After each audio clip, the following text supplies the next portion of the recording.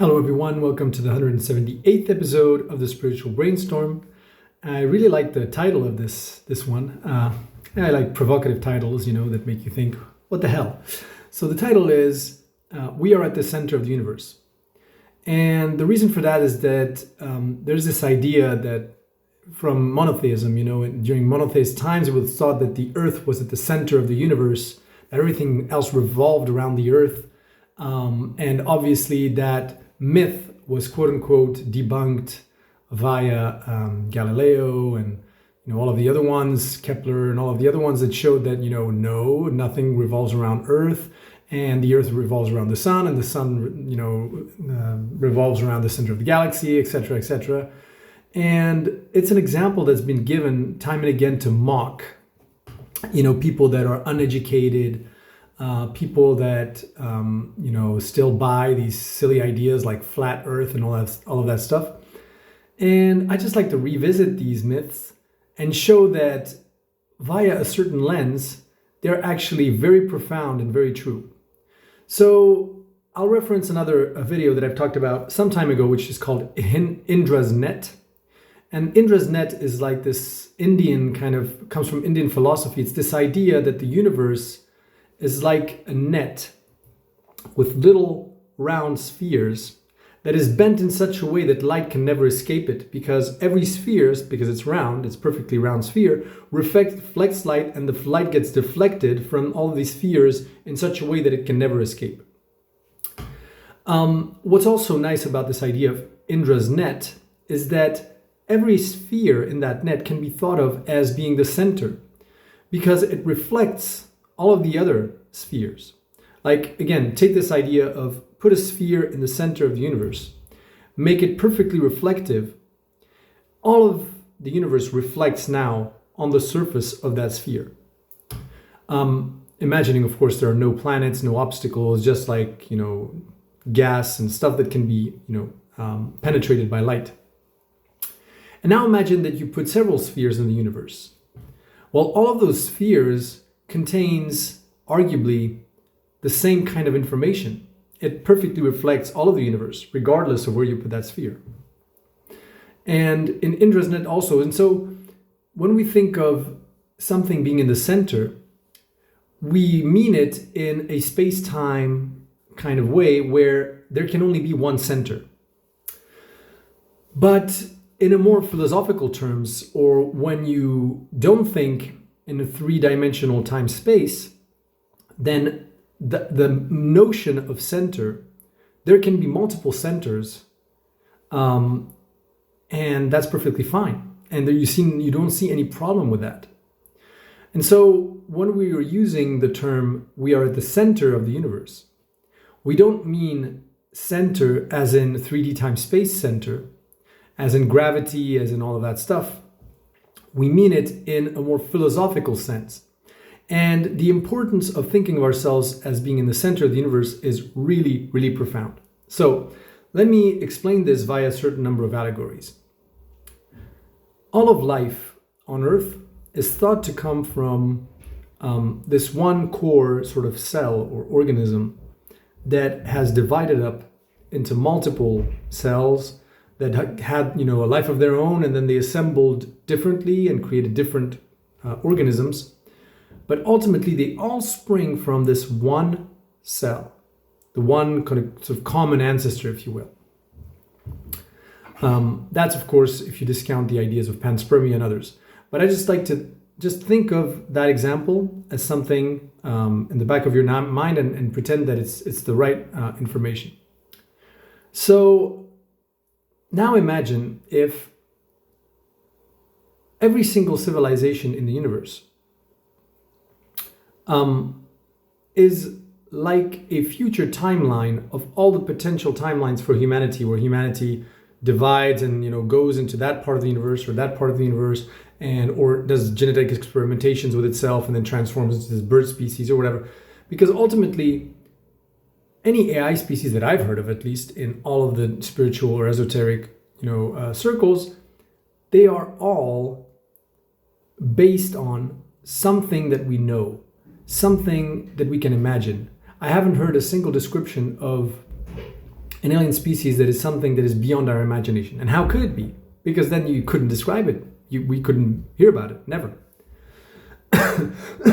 Now, why is this important?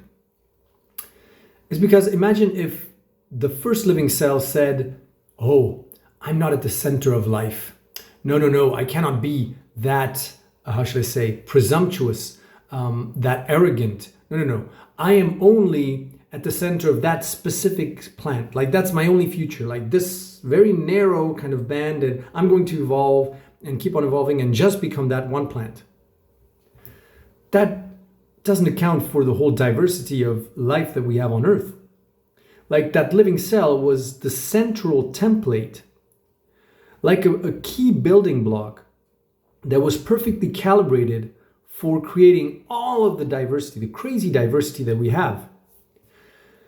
And so thinking of ourselves as Earth, as being in the center of the universe, is really important, because it means that we're opening up our timelines. It's like if we rounded ourselves as a perfectly reflective sphere to reflect all of the different states of the universe, rather than becoming this one mirror that just mirrors back whatever one single future timeline for humanity. We become the Pleiadians, and that's it, because we go to the Pleiades and there we form another civilization, or we become the Arcturians, and that's it.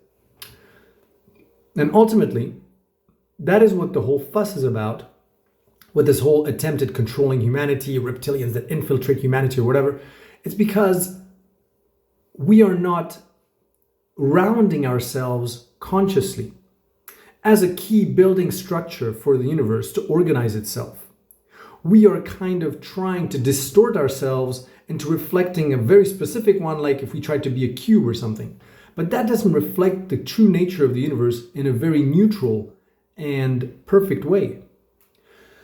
And so, reptilians infiltrate us and other abductions come, and, all kinds of other species are trying to vie for control via channeling and, trying to capture a certain part of human attention. And that's like, if you imagine humanity as a collective, it's like if when one species, channels through 1 or 2 or 3 or 10 or 100 channelers and people listen to that, then it rounds one aspect of the planet. And then another species like reptilians infiltrate, the planet, and it rounds another aspect of the planet. And then it's basically the process of trying to round it in order for us to reflect perfectly and neutrally the state of the universe for maximum diversity of experience in the future. Like, giving, it's almost like harmonizing the level of attention you give to every potential future timeline for humanity. Just like the first living cell, it's almost as if it had to be perfectly aligned for that tree of life to grow from and sprout from it in a kind of fractal pattern and fractalize into all of these different manifestations of more complex life forms. Later on, it couldn't be skewed in one direction or another. It had to perfectly reflect all the diversity that was possible from that core structure.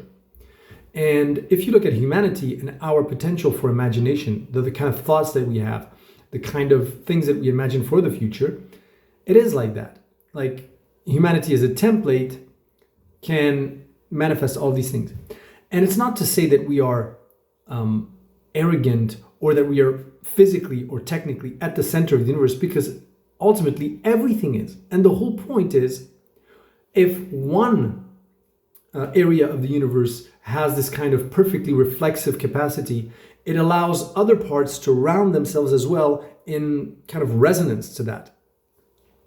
So in the video that I did originally about Indra's net, I'm talking about the process of consciousnesses all over the universe trying to perfectly reflect the true nature of the universe to itself by rounding themselves up and having this reflexive capacity. And that's exactly what we're doing, actually, as humanity, ultimately. We are trying to the whole process of consciousness evolving is to try to reflect perfectly, the universe back to itself via a minimum amount of deformation. And so if you let go of space-time and linear space-time, especially as a construct, then you understand that any species can be thought of as being in the center of the universe. and it has to think of itself that way, because then it plays its role in forwarding us, for instance, the information we need to round ourselves. So imagine if the Arcturians in a dimension which isn't linear space-time are somehow linked to us. And if they believe they're at the center of reality, and actually they are the ones that created life on Earth, then it's them rounding again themselves as a kind of perfectly reflexive surface for the universe and sending us that information to Earth. And then us then saying, yeah, but one day we'll go to the stars and we'll actually found, civilizations in Arcturia. Then we round ourselves and place ourselves in the center of the universe and send that information back in a perfectly unaltered way, where you can see that the entire universe then evolves simultaneously everywhere. And it's that image that I've been giving time and again of how do you imagine an evolving process that isn't linear. And one example is again the sharpening effect or the focus effect of a camera on a scene. So when you sharpen, when you use the sharpening of your camera, when you sharpen your focus on a scene, it doesn't come into focus in one part more than in another. It's all simultaneously. It's all sharpening at the same time. And so, by us sort of placing ourselves at the center of the universe and believing that we are at the root of every single other civilization, and they themselves think the same thing at the same time, they're also saying, yeah, but we are the ones that created humans via this. It's this kind of retroactive feedback loop that is simultaneous across multiple dimensions, where everything co-evolves simultaneously, thanks to the fact that everything believes itself to be at the center, which it rightfully is. But that's the thing, you have to let go of the idea that there's only one center and the rest is not at the center. And it's not arrogant at all to think that we are at the center of the universe. It's what we are meant to do, because if we give a little bit too much attention to one timeline or one future species that we might become or whatever, it's distorting the whole pattern. It's really creating a whole mess in the universe. Think of it this way. Imagine if you have 10 children, and as a parent, you only focus all of your attention on one child. How messed up will the other 9 children be? Ideally, you know it as a parent that you're supposed to equally distribute attention amongst your kids. And then obviously you sort of understand that the needs of each child is unique and stuff. So you tweak it a little bit, but essentially understand that your attention is what your children feed on for them to sort of grow. And in the universe, it's the only thing that we trade. If you look at all my other videos, I'll talk about attention as being essentially your voting mechanism. What energy actually is just an exchange in attention. And so that's what we're trading. And so if you don't, it's as if the first living cell was paying attention equally to all of the potential future timelines it might have in the future, which manifests as this abundance and diversity in life, rather than focusing on this one narrow little timeline. And so there are these core building blocks or structures in the universe that really need to be aligned like the pin of a needle. And you go through that pin of the needle, and then it sort of bursts into plenty of possibilities, and then it narrows and narrows and narrows again, and then you create this core structure again, and that has to go through the pin of the needle, and then you enlarge again. And so for us, humanity, to be super, super, super balanced in terms of how we imagine our future, and leaving open the possibility for so many different timelines where we go to so many different star systems and create so many different civilizations, that is absolutely key, because we are infusing them with the gift of materialism and material reality and linear time space, where those civilizations might already exist, but they may exist in a dimension that doesn't have that kind of root or experience. So it's as if we are a plant that stretches its leaves to touch all of those planets. And because our roots are connected to, the Big Bang and linear time space as a construct, then by us touching all these star systems, you automatically route them also to that kind of experience, the possibility for experiencing linear time-space, physicalism, linear cause and effect, and all these things, where maybe for the moment, their own roots for their own civilizations are only multidimensional, and they are not purely physical. And they can maybe, do plenty of crazy things, but they don't have the same kind of capabilities that we have in terms of, living the intensity of the experiences, because we have physicalism, we have life, death, we have all these kinds of different things that we have and we bring.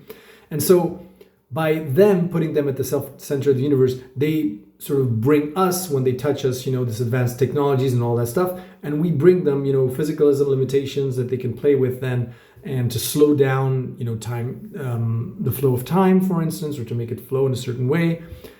And, and ultimately it's just this nice exchange in experiences at a multi-dimensional level that is very hard to kind of explain, but it's the same as imagine like you are a human that has learned to surf on a surfboard very well, and another person has learned to ski very well, and you exchange your surfboard against their skis, and you can benefit from their experience and they can benefit from yours, but you have to think of yourself as being in the center of your experience, of your what you're bringing to them. And so, like you're on this surfboard, and you shouldn't say, oh, I'm just going to be surfing all my life and there's nobody else in the entire universe and this is all for me. You have to think like this surfboard is actually going to be expanded towards everyone. And the guy that's skiing also has to say, like, I'm at the center of this experience. This is me. This is who I am. And everybody will become a skier through me, and everybody can become a surfer through me.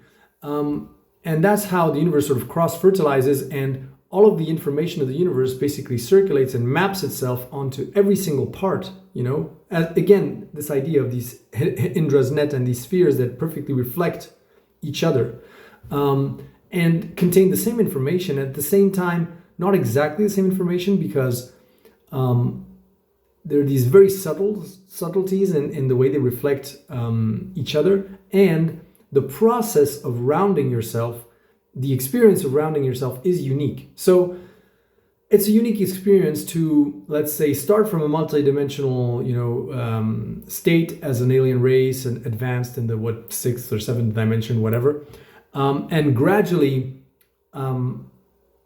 experience becoming more and more physical, just as it's super unique to start from the physical and then ascend towards those high dimensions and experience in that exchange process. And so even if ultimately, it's like tasting vanilla ice cream and then tasting chocolate ice cream, or vice versa, the experience is not quite the same, even if ultimately at the end the whole information will have been done the same way. It's like playing a video game and you don't do it in the same order. The experience is unique, but at the end, the whole of the information will have been lived or experienced regardless, right? And so that's what we're playing at right now. And so, to finish, it's just that we definitely need to think of ourselves as being at the center of the universe. But we need to think about that in a multidimensional, non-space-time linear kind of way. So revisiting these old kind of ways of thinking with a new worldview or paradigm, which gives them a deeper meaning. And it doesn't invalidate the fact that the Earth revolves around the sun, or the sun revolves around the center of the galaxy and all that stuff. It's just that we're at the center in a different kind of way than physically at the center, if you know what I mean, and in linear space-time kind of terms. So I hope you found this video interesting. Don't forget to like, share, subscribe, and if you have any comments, feel free to let the comment down in the comment section. Talk to you in the next video. Bye, guys.